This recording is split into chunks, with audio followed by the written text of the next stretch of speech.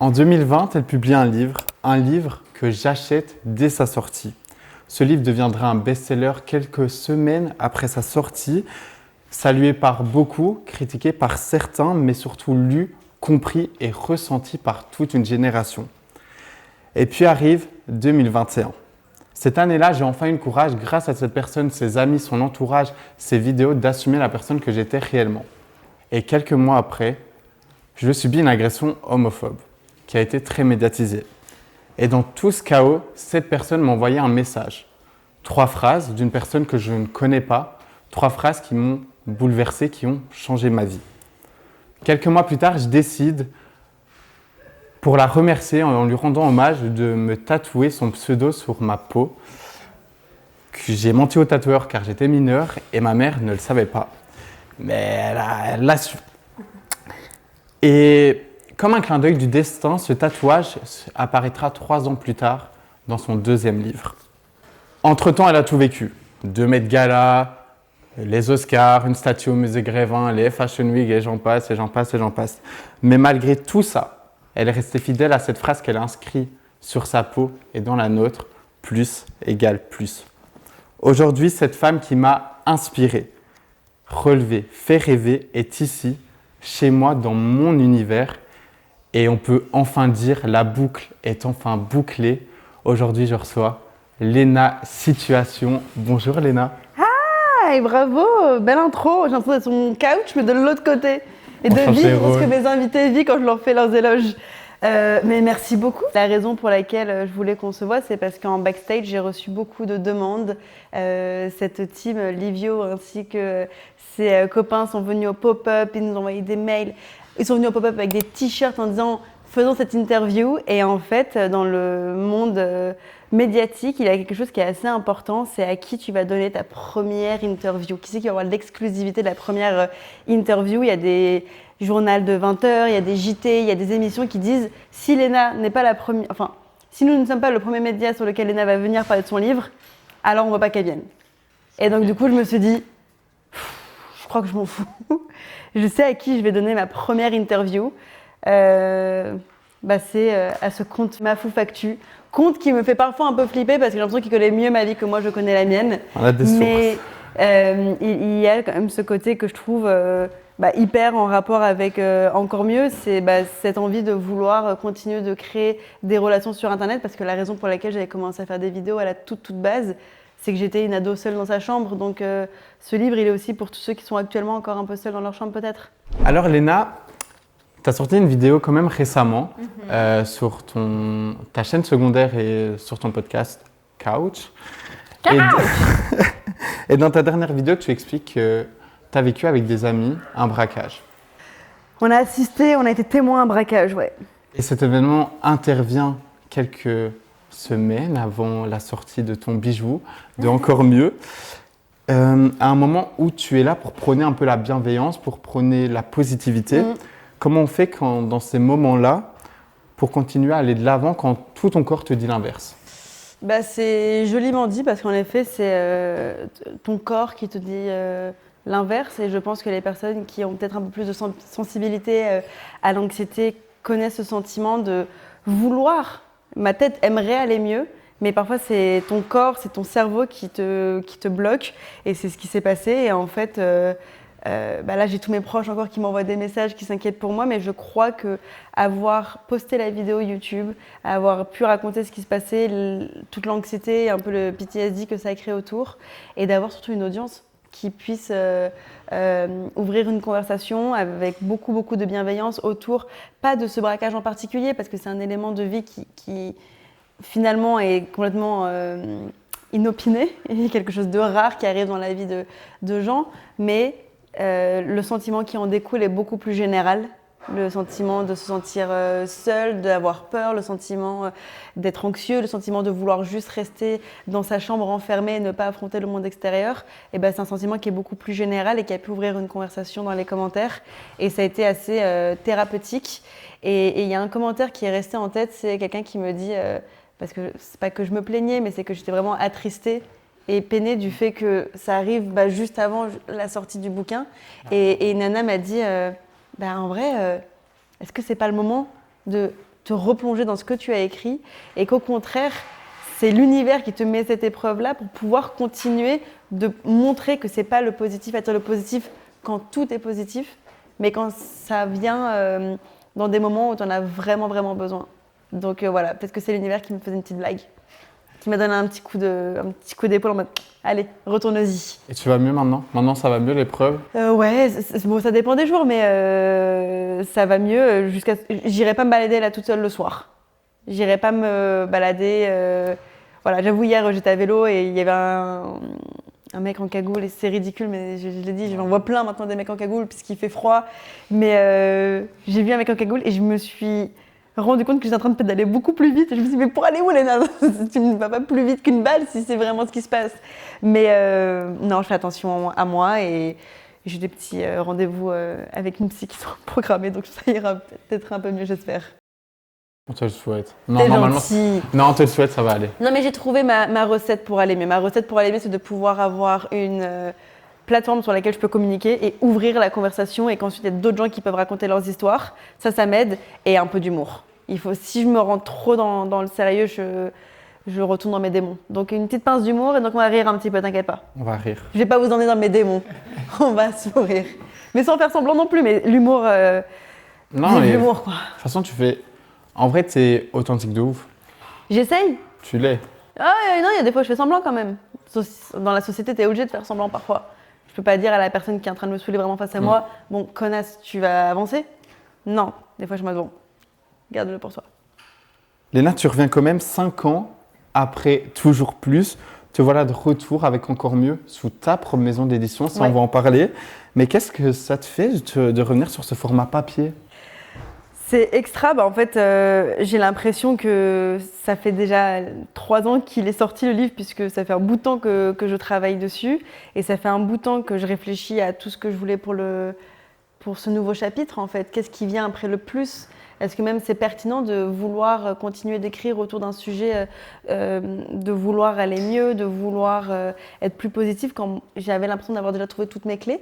Et au final, en me replongeant dans tout le processus d'écriture, je suis retournée à nouveau dans un truc assez thérapeutique et dans cette envie de vouloir, en fait, continuellement, peut-être jusqu'à la fin de mes jours, apprendre à me faire du bien, apprendre à faire du bien autour de moi, apprendre à me connaître et vraiment à jouer avec les cartes que je pensais avoir déjà eues avec Toujours Plus. Et puis c'est passé 5 ans. Où est-ce que vous étiez il y a 5 ans? C'est fou, non? De se dire que ce livre était il y a 5 ans. J'ai l'impression que c'était il y a... Tu me dis, il y a 2 ans que j'étais sur le plateau de Quotidien, je me dirais, ouais, ça fait sens. Non, 5 ans. Un demi-siècle. Non, une demi-décennie, mais 5 ça ans. fait comme un demi-siècle, quoi.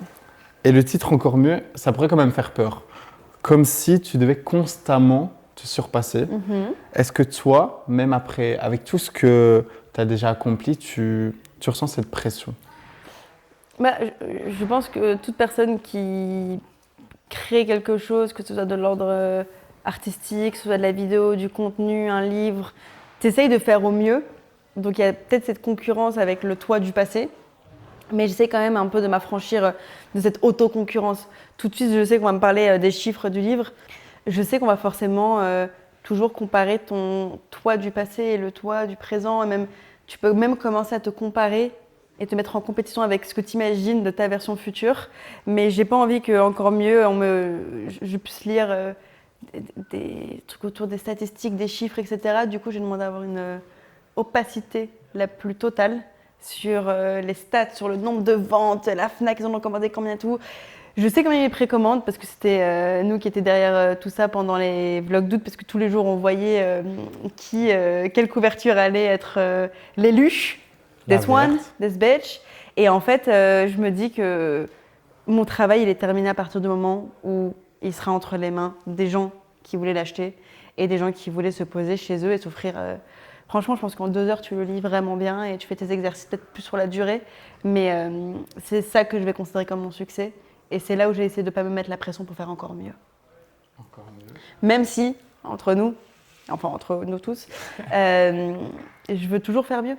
Je veux toujours faire mieux. C'est comme ça que j'ai été éduquée. Et pas forcément faire mieux pour plaire, mais en tout cas faire de son mieux. Et c'est ce qu'on dit quand on dit c'est pas parfait, mais c'est fait avec le cœur. C'est qu'on y met vraiment, vraiment le maximum qu'on puisse faire. Et souvent, c'est ce que je dis à mes équipes. Je dis au final, puis au pire, si ça flop, on aura vraiment fait notre mieux. J'aurais tout mis dedans, donc si ça flop, c'est pas grave. Ça va pas être un flop. Non, j'espère pas quand même. Mais tu dis, t'as pas envie de parler des chiffres, mais moi, je vais te donner un petit chiffre. Un chiffre. Tu rends quand même hommage dans ce livre à 11 750 002 personnes.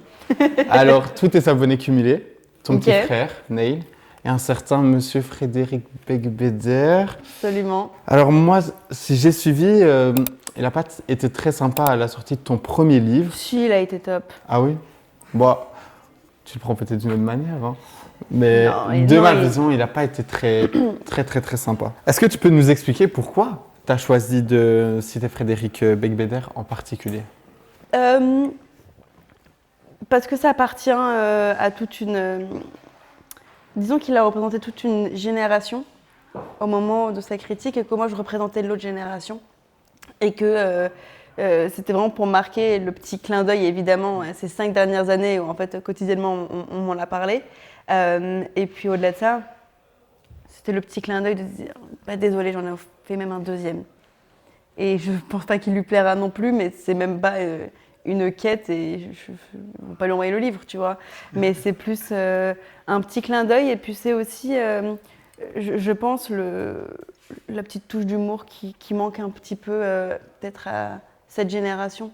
Le côté de ne pas se prendre trop au sérieux et aussi de toujours accepter la critique. Je préfère quand elle est pertinente et quand elle est sensée et quand elle est un petit peu moins déguisée. Mais non, mon cœur reste ouvert, comme on dit. Mais en faisant ce geste, tu prouves aussi qu'on peut être blessé sans autant être rongé par la rancœur. T'as été blessé, toi, de sa critique? Non. Non, même pas? Non, c'était tellement trop. J'ai été blessée par des choses qui étaient plus subtiles et... Après, il écrit super bien, donc je me suis dit, oh le bâtard. J'aime bien, en plus, l'article, il est chouette, quoi. Genre, si j'étais de l'autre côté, bah ça... C'est bien, franchement. Mais au-delà de ça, c'est plus quelque chose que j'ai pas mal pris parce que c'est pas du tout la cible de mon livre. Je pense qu'à l'inverse, j'aurais été un petit peu déboussolée si quelqu'un qui représente cette génération et puis surtout cette envie de rester dans le snobisme intellectuel et l'envie de garder les librairies et l'édition comme quelque chose de tellement sacré qu'on ne peut pas imaginer des jeunes rentrer dedans, des jeunes qui ne sont pas passés par les mêmes écoles, des personnes qui ont voulu un petit peu faire les choses à leur façon et qui n'avaient pas les mêmes moyens qu'eux pour commencer, et ben j'ai aucun problème avec le fait que ma trajectoire et celle des 11 millions de personnes qui me suivent soit différente de la sienne. Et je trouve ça un petit peu fou de snobber autant de gens. Mais encore une fois, le cœur reste ouvert. Qu'est-ce que tu penses du regard des autres, Léna?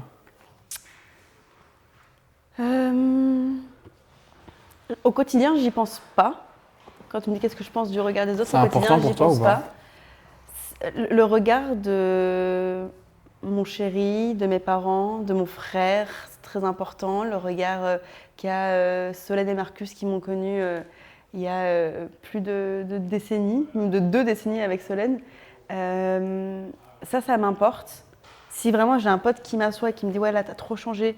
Et là, ce que t'as fait, je trouve que t'étais vraiment une énorme connasse. » Je peux, mais vraiment partir en reconversion de vie instante. Voilà, si à travers leurs yeux, parce que ce sont des personnes à qui j'ai donné la confiance et l'échelle de ce que je pense être juste ou pas juste. Ils l'ont entre leurs mains et ils l'utilisent que à bon escient. Maintenant, quand mon échelle de ce qui a une valeur est entre les mains de quelqu'un que je ne connais pas, entre quelqu'un qui, malgré tous mes efforts depuis 10 ans pour faire les choses bien, pour donner de mon mieux, pour montrer que je taffe, pour montrer qu'on peut s'élever en emmenant tous ses potes et en ramenant de la diversité, en essayant vraiment de faire des choses chouettes. J'ai pas l'impression d'être arrivée avec des discours qui étaient dangereux pour les jeunes, pour les gens qui me suivent. J'ai pas l'impression que physiquement je fasse outrance à quelque chose. J'ai pas l'impression que mes idées soient néfastes pour une population et pour une civilisation. Donc du coup, c'est vrai que de plus en plus, je m'en veux d'avoir donné autant d'importance à des gens à qui je n'ai pas donné cette petite échelle de ce que je pense être juste et ce que je pense pas être juste. Parce qu'au final, je peux plaire à quelqu'un, genre quelqu'un qui m'a toujours détesté sur Twitter, mais qui aujourd'hui fait un tweet sympa sur moi, je peux me dire en mode « Merde, ça se trouve en fait, je lui plais, mais qu'est-ce qu'il aime dans la vie ?» D'un point de vue politique, où est-ce qu'il se situe? D'un point de vue racisme, où est-ce qu'il se situe? T'imagines? Enfin, c'est clair que voilà, si on reprend ce que tu me disais tout à l'heure, si je me rends compte que je suis la youtubeuse préférée d'un homophobe, je me dis ah, est-ce que du coup son regard à lui est aussi important? Je crois pas. Elle résume tout. Hein. Léna, est-ce que tu doutes? Je doute, bien sûr que je doute. Tu doutes?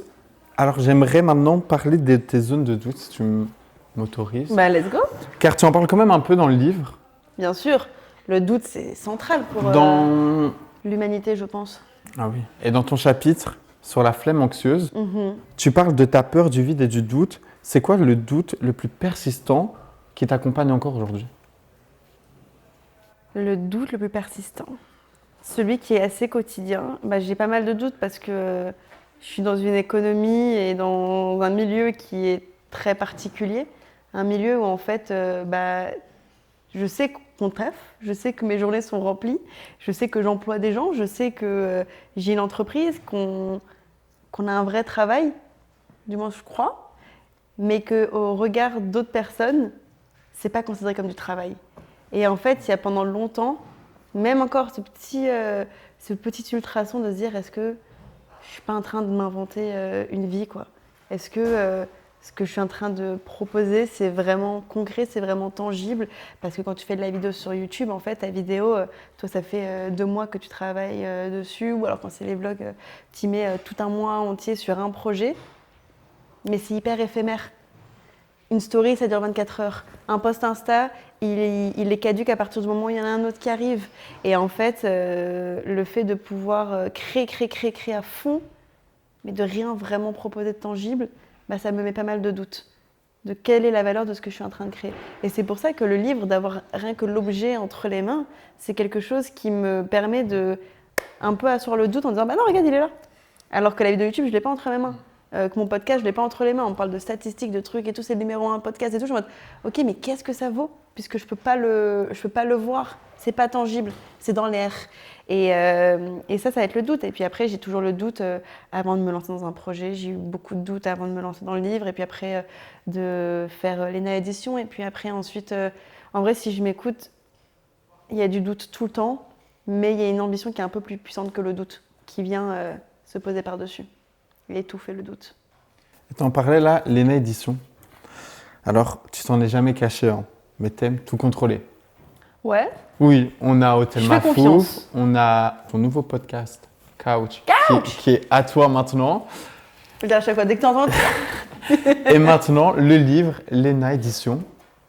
Alors, c'est quoi la technique que tu as mise en place depuis ton dernier livre pour essayer de lâcher prise un peu?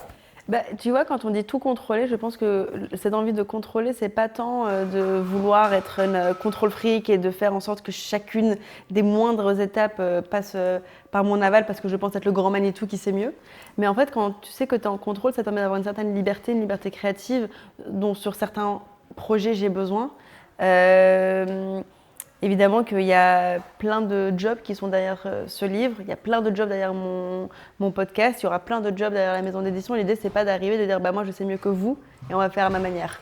Moi, ce que j'aime, c'est de pouvoir me créer une plateforme que je peux contrôler pour pouvoir dire quand je suis à l'aise avec le projet, quand je trouve que c'est de la grosse merde, quand je trouve que c'est génial, sans avoir des personnes au-dessus de moi qui n'ont pas forcément la même vision, parce qu'encore une fois, le métier qu'on a créé, il demande une certaine vision et un truc qui, justement, ce qui n'est peut-être pas plu à l'ancienne génération quand j'ai sorti mon premier livre, c'est que j'ai pris une trajectoire et un chemin de base qui n'était pas celui qu'on connaît depuis des millénaires. Et en fait, c'est de pouvoir s'entourer de personnes qui ont cette même vision, ces personnes qui vont comprendre quand tu trouves que là, on est en train de te transformer en un produit marketing, qu'on est en train de torpiller ton livre pour quelques commissions. Et en fait, le fait d'avoir des personnes que j'ai sélectionnées et des personnes en qui j'ai confiance, des personnes en qui je trouve que leur vision est brillante, pertinente, que leur art est bon, et bah c'est là où je me dis ouais, j'ai envie de contrôler ça. Et c'est la raison pour laquelle j'ai créé mes entités à moi. C'est pas pour dire ouais, je suis meilleure que vous et je vais me prendre votre com en plus. parce que c'est pas le cas déjà, et parce que c'est juste pouvoir sélectionner les personnes, les femmes avec qui j'ai envie de travailler, les petits jeunes avec qui je trouve que c'est bien. Là, par exemple, on vient de faire un tournage d'une vidéo où on est nous sous la prod, parce que en fait, comme ça nous permet de choisir les créatifs avec qui on va bosser. Et que ce soit pas la marque qui dit ouais, on va faire ci, on va faire ça, et au final, tu te retrouves en tant que cintre et en tant que porte-parole de quelque chose que tu n'as même pas créé. C'est dommage. Donc ouais, c'est pas contrôlé. C'est un peu contrôlé. C'est contrôler sa liberté finalement. Non, mais tu as raison, t'entourer de bonnes personnes qui t'aident. Et tes idées viennent et qu'on te les prenne. Voilà, c'est surtout avoir les personnes avec qui je peux parler quand j'ai une idée. Et surtout les personnes avec qui je peux parler en disant bah les gars, je sais pas quoi faire, vous avez pas des idées? Et là, la vidéo qu'on vient de faire, j'étais en soirée avec deux potes à moi, les deux sœurs castées, et je leur dis les filles là, je sais pas quoi faire pour ça, je doute. Bah voilà, je doute. Et elles me disent bah viens, on tente, on fait ci, on fait ça. Est-ce que tu as une idée? Peut-être qu'on pourrait faire un mur, etc. Et c'est comme ça qu'on a créé la vidéo qu'on vient de se faire, entre potes. La vidéo qui sortira normalement avant nous. Absolument. Elle sera déjà sortie. Aujourd'hui, Léna, dans les relations, c'est presque mal vu de trop donner à quelqu'un. Cela peut être perçu comme une faiblesse. Dans ton livre, tu dis que le pilier des relations se fait en prenant soin des autres. Est-ce qu'il t'arrive de dire, des fois, je donne trop? Eh bien, c'est une très bonne question. Je pense que les relations les plus saines, c'est celles où en fait on ne calcule pas combien tu m'as donné, combien moi je t'ai donné. J'ai eu des amitiés où tu peux avoir une copine qui t'a dit ouais, bah, cette semaine, tu as plus vu un tel que moi. Je me dis attends, mais comment on ne peut pas rentrer dans des mathématiques quand on parle d'amour et d'amitié. Je pense même que les relations amoureuses, que ma relation avec Seb, c'est aussi sain, c'est parce qu'on ne calcule pas qui a donné quoi, qui a fait quoi, parce que ça n'a pas lieu d'être une conversation étant donné que c'est très mutuel. Je pense que parfois j'ai trop donné, mais j'ai jamais regretté d'avoir trop donné. Et ça, c'est mon père qui me le dit. La dernière fois, je lui racontais une histoire, je lui disais mais papa, j'ai fait ça pour cette personne, et ci, et ça, et j'ai quoi en retour? Elle m'a dit ouais, mais en fait, si tu fais les choses pour les faire en retour, t'es comme eux.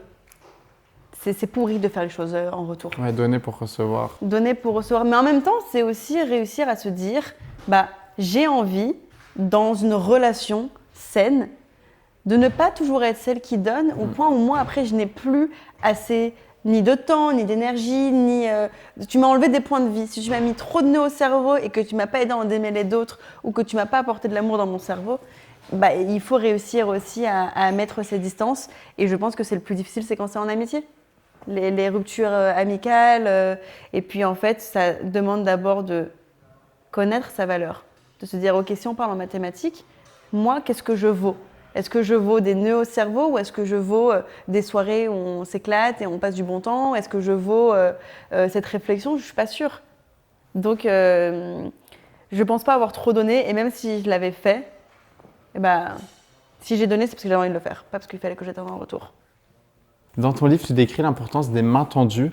As-tu trouvé aujourd'hui des relations qui t'accompagnent et te soulagent de toute cette charge mentale? Parce que les vlogs d'août, jusqu'à la saison 32, ton livre, plein de choses comme ça, etc. You wish. Un petit clin d'œil. Oui, j'ai une team extra. J'ai une team trop chouette sur la team situation. Deux filles avec qui je travaille tout au long de la journée. J'ai une team extra sur Couch qu'on est en train de monter petit à petit. J'ai une team de potes que vous voyez dans les vlogs. Marcus, Solène, Flo, Oli, Igor, Julien. Ça, c'est les vrais gens que je côtoie. Et puis après, de plus en plus, je commence à tendre plus les mains parce que à quoi ça sert d'avoir reçu autant de privilèges, d'avoir eu cette plateforme sur laquelle je peux déjà partager des chouettes histoires. Et puis surtout, soyons honnêtes, on a un privilège qui est quand même fou, que ce soit un privilège de statut, un privilège financier. À quoi ça sert d'avoir tout ça toute seule si je ne vais pas faire croquer tous mes potes? Et en fait, au début, j'étais vraiment dans cet état d'esprit de « Ok, je reste avec mes proches, hyper clos, je reste avec mes amis depuis toujours. » Et ça m'a même peut-être un peu fermée d'avoir autant de méfiance avec de nouvelles amitiés qui ont pu se créer. Et plus ça va, plus je me fais plein de copines. Et ce qui est assez chouette, c'est que quand tu arrives à un certain âge, C'est difficile de se faire des potes quand tu vas plus à l'école, quand tu vas plus à l'université, quand tu travailles pas au bureau, quoi que ce soit. Et donc du coup, le fait de reprendre un petit peu goût aussi au monde extérieur, de plus en plus avoir enlevé tous mes nœuds avec l'anxiété sociale, etc. Ce qui peut paraître très paradoxal puisque je suis hyper sociable et que j'ai un métier où je fais que parler toute la journée avec genre 1000 personnes autour de moi. J'ai une grosse anxiété sociale quand c'est genre un one-to-one avec des potes. Donc ça va beaucoup mieux et je tends plus la main et les mains tendues autour de moi, je pense qu'elles sont bien. Elles sont solides ces mains. Précieuse, faut les garder. Précieuses, fortes, elles sont top ces petites mains. Tu parles de solitude dans la réussite. Est-ce que tu ressens encore cette solitude aujourd'hui? Je me sens seule avec les voix dans ma tête quand j'ai les petits pics anxieux qui avaient vraiment disparu. Et on en parlait au tout début, cette histoire de braquage, ça a ouvert la porte à toutes les fenêtres. Donc c'est revenu un petit peu, mais ça allait vraiment, vraiment mieux cette année. J'ai réussi à beaucoup travailler sur moi pour calmer cette solitude qui en fait tout le temps, c'est pas que j'étais seule physiquement, je peux être entourée de 30 000 personnes et être quand même un petit peu seule dans ma tête à cause de cette anxiété qui t'isole parce que tu as l'impression que tu es la seule à le vivre et donc c'est compliqué de se rendre compte qu'autour de toi, il y a plein de gens qui vivent la même chose et que toute cette voix-là, en fait, peut-être que les gens autour de toi, ils ont actuellement leur voix. Peut-être que là, au moment où on se parle, tu as les voix qui sont en train de te dire « Putain, mais pourquoi j'ai dit ça et que j'ai pas dit ça plutôt à la place ?» Tu sais, ce truc-là J'ai tant pensé. Voilà, on l'a tous. Et en fait, j'ai appris un petit peu à faire la paix avec ça. Et non, être seule, c'est pas quelque chose qui peut vraiment me caractériser dans le sens où j'ai quand même eu beaucoup de chance. C'est que j'ai séparé un peu tard. J'avais déjà mes vrais potes, ma famille, on s'entend bien. J'ai des parents extra et en fait, on me laissera jamais être seule. Léna, entre toujours plus et encore mieux, il y a eu 5 ans, ouais. Tu as énormément évolué entre-temps. Si tu devais résumer tout ce que tu as appris sur toi depuis toujours plus, tu dirais quoi? C'est une bonne question. Je dirais que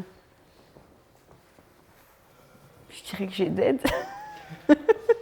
Non, je dirais que malgré tout le doute et malgré tout ça, j'ai vraiment réussi d'un point de vue pro et d'un point de vue perso à réussir à fixer ma table. C'est un des premiers exercices dans le livre. C'est ces piliers d'une table qui peuvent faire en sorte que tu te sens vraiment aligné.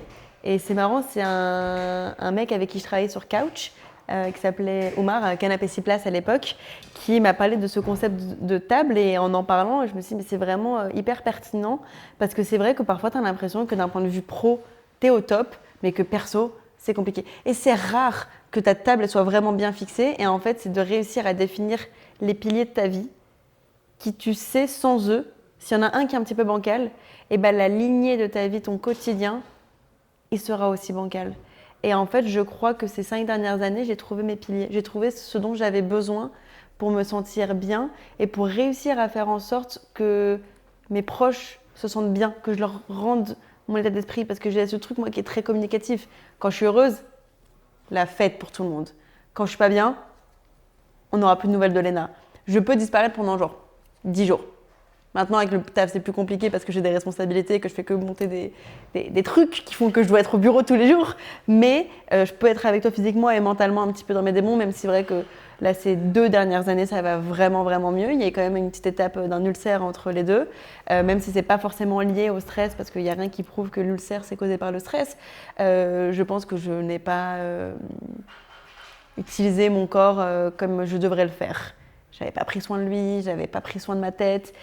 Tout ce que je faisais, c'était prendre soin de ma carrière, de mes vidéos. Et en fait, j'ai aussi un truc, moi j'ai un ego qui fait que si tu me dis que je vais pas y arriver, je vais devoir montrer 3 fois plus que je vais pouvoir le faire. Si tu me dis que mon métier, c'est pas un vrai métier et que c'est pas légitime que je sois là, tu vas rentrer dans mon cerveau et je vais tout faire pour te montrer que c'était légitime que je sois là parce que je vais tout donner, tout donner pour faire ce projet, pour faire en sorte qu'au César, sur le tapis rouge, je le fasse bien, qu'après aux Oscars, je le fasse bien, que quand je me retrouve au Met Gala, je ne foute pas la honte à tous les Français, que je représente bien cette nouvelle génération et que je présente bien aussi mon pays, tu vois, enfin mes pays même. Et donc du coup, je pense que ces 5 dernières années, j'ai réussi à être plutôt à l'aise dans mes talons et plutôt à l'aise aussi en fait avec mes idées. J'ai compris que je sais que mon packaging extérieur, je suis pas toujours à l'aise avec. Je sais que physiquement, je me prends pas mal de balles sur internet. C'est vrai que tous les jours, c'est pas le plus évident. Je savais pas. Bah ouais, il y a Je quand l'avais même. jamais vu. Il y a un petit truc, voilà, par-ci par-là. Non, mais c'est vrai que je suis pas tous les jours à l'aise avec le packaging, mais ces 5 dernières années, vraiment, j'ai pu me dire que je suis à l'aise avec mon cerveau, avec mes idées, avec mes valeurs et avec la façon dont je traite les gens. Et je crois que c'est ça le plus important. C'est le plus important. Et les 5 prochaines années, peut-être que je verrai pour le reste, On verra pour le prochain. pour que ce soit global. Comment il s'appelle le prochain livre? Ah, Jamais moins. mais justement. Tu sais, c'est passé quoi le 1er août 2017? Parce que j'ai pas lancé les vlogs d'août. Tu as lancé les vlogs d'août. Et si tu devais parler à la Léna des premiers vlogs d'août, tu lui dirais quoi? Je la prendrais, je la secouerais. We made it, Léna! We made it! Tout ce dont tu rêvais avec ces petits vlogs quotidiens. Non, moi, ce que je trouve extra, c'est de voir. J'avais reçu un mail une fois qui m'expliquait, c'est un truc d'analytique sur YouTube et sur le YouTube français. Et en fait, c'est quelque chose auquel je n'avais jamais pensé, mais quand je revois les 9 dernières années et à quoi ressemblait ma vie le 1er août 2017, c'était même pas un sujet, mais on m'avait dit que c'est une des chaînes, que les épisodes des vlogs d'août, c'est ce qui mettait le plus en avant une certaine diversité sur Internet, que tu avais des personnes un peu de tous les âges, que tu avais aussi des personnes de toutes les orientations sexuelles. En fait, ça représentait quelque chose qui, sans même m'en rendre compte, faisait vraiment partie intégrante de la façon dont j'ai été éduquée par mes parents, de la façon dont j'éduquerai mes enfants. Et je trouve ça trop chouette de pouvoir, ces 9 dernières années, réussir à me mettre en avant, certes moi, mais toute la clique qui m'entourait, et sans artifice, et sans faire semblant, et en étant vraiment 100% eux-mêmes. Tu vois, quand tu vois Marcus, que t'aimes ou que t'aimes pas, il est 100% lui-même. Que t'aimes ça ou pas, il est 100% lui-même. Et en fait, d'avoir pu créer une plateforme, et en fait, surtout d'avoir pu trouver les personnes qui regardent ces vidéos. Je crois que c'est ça ma plus grande richesse sur YouTube, c'est que j'ai une audience qui accepte vraiment les gens comme ils sont. Et moi, ils m'ont vu dans les bons jours, ils m'ont vu dire des dingueries, ils m'ont vu dire des choses complètement débiles parfois. Et en fait, on a vraiment collectivement accepté le fait qu'on regarde des jeunes qui sont en train de grandir, qui sont en train de prendre en lucidité. Le livre est quand même beaucoup plus lucide que le premier. Moi, j'ai relu le premier quand j'ai commencé le process. Il y a des choses sur lesquelles je reviens un petit peu parce qu'on grandit. Et en fait, au lieu de me pointer du doigt en disant « Regardez, c'est une fille, 27 ans, et regardez ce qu'elle fait de sa vie », trop la honte de poster des vidéos sur Internet. Au contraire, ils ont dit « Putain, c'est trop chouette, on a des gens qui sont en train d'évoluer face à nous. » Et pour ça, j'en serais 1000 fois reconnaissante, mais toute ma vie. J'en parle même mon latin tellement c'est trop d'émotion quand j'en parle, c'est fou. J'ai réussi à faire ma première vidéo qui ensuite a réuni tous ces gens, et c'est eux qui ont réussi à faire en sorte que je continue de poster des vidéos. Parce que bon, Vlog d'août saison 6, j'allais tout arrêter. Ah. Ouais. Tu voulais tout arrêter? Tout arrêter. Je crois que c'est après la saison 5 que j'ai dit que ce sera la dernière la 6. On attend la 10 ans. Tu peux attendre. Longtemps. C'est un petit teasing, ma facture gros titre, fin Non. des vlogs d'août. Non, tu peux attendre, hein, écoute. Alors Léna, on en a parlé. Tu as créé ta propre maison d'édition, Léna Édition. Pourquoi? Déjà, la blague est hilarante, Léna Édition. Non, en vrai, l'idée, c'était d'abord de pouvoir proposer mon livre, donc c'est comme de l'auto-édition. Et puis moi, ce que j'aimerais, c'est par la suite pouvoir prendre au sérieux un peu plus cette partie-là, puisque j'ai découvert un monde complètement extraordinaire, avec la thérapie déjà que c'est d'écrire, mais surtout de l'autre côté de pouvoir le propulser. Et c'est vrai qu'il y a plein de maisons d'édition, il y en a des grandes, il y en a des petites, il y en a qui ont leur spécialité. Et moi, l'idée, ce serait de pouvoir, dans la mesure du possible, les lumières que j'ai sur moi, les mettre sur des gens qui souhaitent écrire, peut-être sur des jeunes maisons d'édition qui ont besoin d'un coup de lumière, sur les gens qui ont besoin ou qui ont même cette envie d'écrire et de le tenter et de pas trop ce soit un risque. En fait, je trouve que ça me permet un petit peu de mettre de la valeur sur ce que je suis en train de créer. Voilà, j'ai fait le mien, c'est chouette. Je vais pas en écrire 150 000, c'est pas mon but. J'ai pas envie de devenir la femme aux 1000 livres, j'ai pas surtout les compétences. Il m'a fallu 5 ans pour écrire celui-ci, les gars. Non, en vrai, j'ai passé 3 ans, on va dire 2 ans et demi au total, sur l'écriture. Et puis après, il y a toute la partie impression. Mais en fait, c'est un monde avec plein d'humains qu'il faut réunir. Et l'idée, ce serait de pouvoir, comme ce que je fais avec mes vidéos, etc., m'entourer de gens qui souhaitent le faire, que ce soit pour mon bouquin ou pour le bouquin de jeunes vlogos qui veulent écrire, jeunes, enfin vieux, peu importe, de vlogos qui veulent écrire et de voilà, pouvoir utiliser ma lumière. J'en ai toute la journée. Et à un moment, c'est bon, j'en ai marre de parler de moi. Si je peux tourner un petit peu la lumière vers des gens qui, je pense, écrivent mieux que moi, beaucoup mieux que moi. Let's go. Let's motherfucking go, non? Ça serait hyper sympa d'avoir un petit Léna édition sur un livre. Mais bien sûr. Franchement, moi, je kiffe. Ouais. J'ai pas les compétences d'écrire, mais ouais, et puis après, moi, j'ai hâte de ce chapitre de ma vie et de pouvoir le faire. Enfin, moi, je vais essayer. Qu'est-ce qui m'en empêche? Rien du tout. Alors, Léna, on t'a préparé un petit jeu.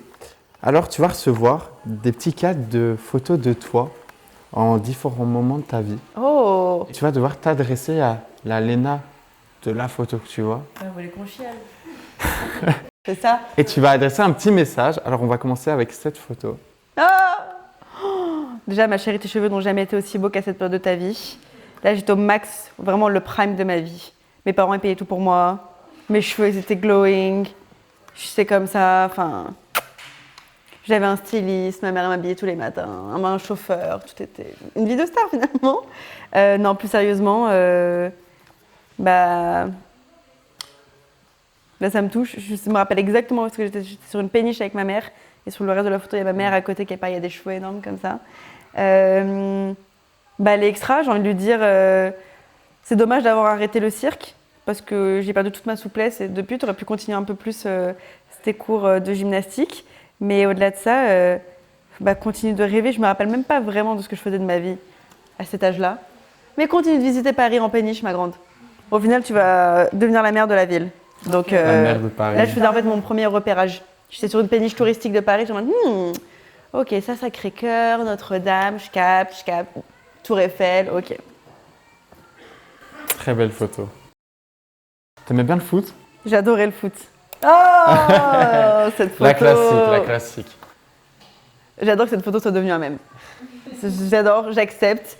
Ça a été une longue période de ma vie. C'était une période de ma vie où on me considérait comme garçon manqué, terme qui a, j'ai l'impression, un peu disparu depuis parce que j'ai pas l'impression d'avoir manqué de quoi que ce soit. J'adorais le foot, j'adorais ça, j'adorais le sport en général. J'aimais bien le sport et j'étais au goal. J'étais plutôt bon goal parce que j'avais pas peur de la balle. Du coup, tu peux me la balancer en pleine gueule. Et je lui dirais que c'était un bon exercice parce qu'au final, on me lance plein de balles dans la gueule toute la journée et j'essaye de les rattraper et de les renvoyer. Donc finalement, c'est une belle métaphore de ce qui m'attendait sur les réseaux sociaux plus tard. Non, mais surtout, ce que j'adore, c'est que vraiment, là, à cette époque-là, je savais que je plaisais pas et que je rentrais pas dans les codes de beauté que je suis un peu plus aujourd'hui et que même je cours après, même parfois. Malheureusement, c'est un de mes petits démons sur lesquels j'essaye de travailler. Mais là, j'étais vraiment en mode balèque. Je m'en fous de ne pas être populaire en primaire. Star. Puis est arrivé le collège. Cut.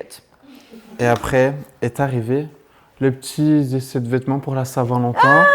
Ma première vidéo YouTube. Oh, mais si elle savait ce qu'elle était en train de créer pour sa vie et celle de ses proches plus tard, je trouve ça fou quand je revois la vidéo de cette première vidéo YouTube. Mais quelle mouche m'a piqué.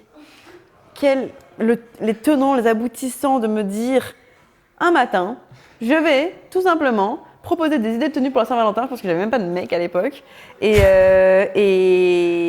d'avoir le courage et le cran de dire à ma copine, tu peux me filmer s'il te plaît, on va aller au parc des Tuileries, je vais mettre des oreilles de lapin, un énorme collier love, parce que c'était très premier degré, des petits ballons que j'ai dû aller acheter à la foire fouille juste avant. Et en fait, ce côté un peu débrouillarde et de continuer de faire des prods très homemade, ça a lancé quelque chose parce que je voulais vraiment me lancer sur YouTube, mais j'avais aucune compétence, que ce soit technique ou même financièrement, j'avais pas du tout les moyens de faire des grosses prods. Et au final, en grandissant, c'est quelque chose que je fuis absolument, c'est les grosses prods parce que j'arrive pas du tout à gérer ça, je trouve que ça me ressemble pas. Peut-être une fois de temps en temps, et j'adore le faire sur les chaînes de mes potes, j'adore être sur les vidéos de Squeeze et tout, ça me fait rêver, mais pas pour moi. J'adore les contenus où juste on parle sur un canapé. Vas-y. Mais voilà, avant d'avoir le canapé, j'avais le banc des Tuileries sur lequel je proposais cette tenue. Voilà, vous en faites ce que vous voulez. Je ne la reporterai peut-être pas aujourd'hui. Et je dirais arrête de te lisser les cheveux parce que ma chérie, t'as tout niqué. Maintenant, Léna, je vais te demander de te regarder dans ce miroir et tu vas écrire un mot à la Léna de maintenant. Tu vas écrire qu'est-ce que tu penses de la Léna de maintenant, un petit mot pour toi, à toi. Très belle. Oh, t'es sympa, très maquillée. Hop.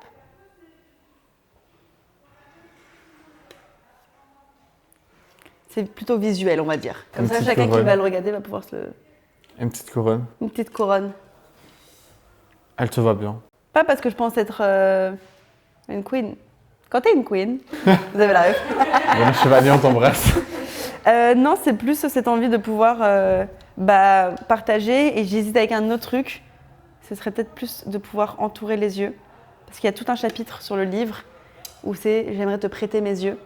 Et en fait, ce miroir, ça peut être aussi peut-être, j'espère, métaphoriquement, te prêter mes yeux. Pour que les gens se voient comme nous, on les voit quand c'est assez positif. Mais voilà, au final, tu te retrouves avec quelque chose qui ressemble à une teub. Pas Je mal. suis désolée, mais Pas il mal. faut avoir la poésie derrière. Elena, on a fait quand même beaucoup de campagnes pour avoir cette Oui. interview. On a fait un t-shirt, on est venu au BHV avec ce t-shirt.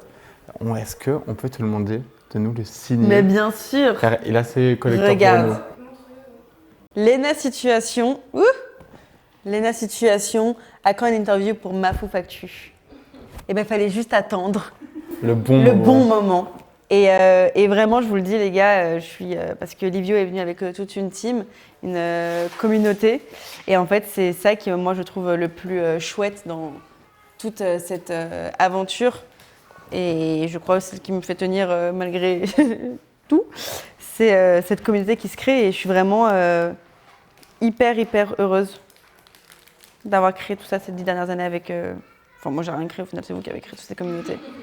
Que vous ayez créé cette communauté entre vous et que vous en parliez et que, bon, je vous demande pas de vous faire tatouer mon nom sur votre avant-bras. Vous aurez vu ma tête quand je l'ai vu la première fois, je fais « Hein ? Dis-moi que c'est un faux. Tu sais que ça va durer toute la vie, hein. » Oui, je sais. J'ai eu la sauce Twitter. Ah ouais ? Ah oui. Il y a une sauce sur Twitter, tu sais que moi j'ai plus Twitter, hein. Ah, mais moi j'ai une petite sauce Twitter, j'avais envie de tout enlever. J'étais là, putain, mais punaise, j'aurais peut-être dû en parler à Léna avant de le faire. En fait, les gens, ils ont peut-être raison. Non, bah écoute, attends, c'est ton corps, hein. Tu rigoles ou quoi ? Il y a bien une chose sur laquelle on va arrêter de critiquer les gens, c'est leur corps. Je vous en supplie, putain de merde. Hop là ! Merci les gars. Parfait. Est-ce que ça te dit qu'on échange? Un petit cadeau pour toi. Ça c'est chouette. Vert et bleu et jaune. Oh, mais en vert et jaune. Alors ça, j'ai que hâte. J'ai hâte de pouvoir les mettre dans mon petit salon. Trop chouette, bah, merci beaucoup. Merci Livio, à je te toi. le dis, franchement, tu as géré cette interview. Je sais que tu étais stressée. Tu es venue avec tes potes, vous êtes créé un truc entre vous, c'est extra. Et ça me rappelle vraiment, moi, tout ce qu'on fait, même encore aujourd'hui, c'est entre potes et c'est avec des gens avec qui on s'est créé une petite communauté, des gens avec qui... Enfin, moi, ce que je trouve extraordinaire, c'est que certes, mes vidéos YouTube, elles te plaisent, mais j'ai l'impression que c'est plus un prétexte pour pouvoir rencontrer d'autres personnes et pouvoir vous créer des amitiés. Je vous vois au pop-up. En fait, au final, il y en a un qui vient tout seul. On dit, mais tiens, reste pas tout seul, viens avec nous. On s'est fait des potes, on reste ensemble. Et je trouve ça extraordinaire et je suis vraiment très reconnaissante. Même si parfois, je me dis, mais comment il sait ça? Comment il a posté aussi vite? Je viens de faire la story il y a une seconde. Je vais pas dire. Je vais pas dire les sources. Moi, je pense que c'est lui, en fait, Aquababe, tu vois. Genre, Non, il y a des fois, franchement, le livre, par exemple, j'étais au courant qu'il était reporté, mais je me suis dit, non, je peux pas le dire. Bref, après, Il y a des choses que quand c'était même, genre, public, j'hésite non. à parler. Mais franchement, bravo pour le travail. Merci à J'adore toi, Léna. cette communauté. Je trouve ça extra qu'il y ait plein de créatifs qui me suivent et qui font un truc de leur côté. Et j'espère que ça vous amuse, mais que ce sera juste un petit peu l'élan qui manquait pour ensuite créer ton propre média, te lancer à la radio et faire plein de choses qui ne tournent pas autour de moi, mais faire ton livre, faire ton film, faire tes séries, et même si c'est pas quelque chose qui vous intéresse, faire la chose qui vous plaît, vraiment. Et je regarde plus les caméras parce qu'on a plein de gens autour de nous, mais je veux aider aussi aux gens qui nous écoutent. Moi, tout ce que je veux, c'est sincèrement, je sais que ça peut paraître hyper cliché et gnangnan, mais c'est sincèrement ce que je pense. Et je pense que c'est la raison pour laquelle moi, on m'a mis dans cette position. Pendant longtemps, j'ai douté, mais qu'est-ce que je fous là et pourquoi je me suis retrouvée à la tête de tout ça et la porte-parole de toute cette génération. En fait, je crois que c'est juste parce que je voulais un moment, je vais disparaître et je vais donner le flambeau, vous savez, donc préparez-vous. On va le reprendre. Voilà. Moi, quand je vais plus écrire de livres, j'ai envie de vous aider à faire les vôtres, donc bon. Voilà. Merci beaucoup, Léna. On te retrouve avec ton livre, encore mieux, disponible dans toutes les bonnes librairies. T'as vu la catchphrase, elle est sympa. C'est comme ça, on m'a dit que la maison d'édition, ils m'ont dit, c'est comme ça que ça se dit. C'est chic. Ouais, dans toutes les bonnes mal. librairies. Et puis j'espère que je vais pouvoir. Je vous donne une Mafouf Actu. Allez. On va pas faire de séance dédicace comme vous l'entendez. On est en train de faire en sorte de pouvoir proposer une réelle expérience autour des dédicaces parce que j'ai les dédicaces de Toujours Plus qui me sont passées en travers de la gorge puisqu'à cause du Covid, J'avais mes places. on n'avait pas la possibilité ni l'autorisation de pouvoir faire des séances de dédicaces. Donc l'idée, c'est de pouvoir rattraper Toujours Plus et on met encore mieux, on fait les encore plus tours. Je ne sais pas comment on va trouver une façon de le faire. Et dès le début d'année, l'idée, c'est de pouvoir faire en sorte que je me déplace de ville en ville, que ça ne tourne pas qu'autour de Paris et d'autres grandes villes, mais de pouvoir bouger et de rencontrer les gens qui ont acheté le livre.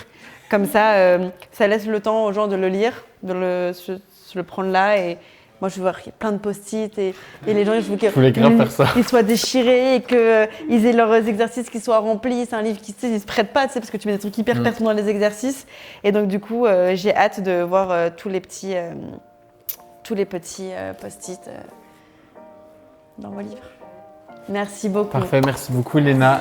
Merci à tous d'avoir regardé cette vidéo. Vous pouvez vous abonner et nous suivre sur nos réseaux sociaux @mafoufactu. Encore un énorme merci à la team de Léna, à Léna et à toute mon équipe pour ce travail extraordinaire. Et moi je vous dis à bientôt. Bye.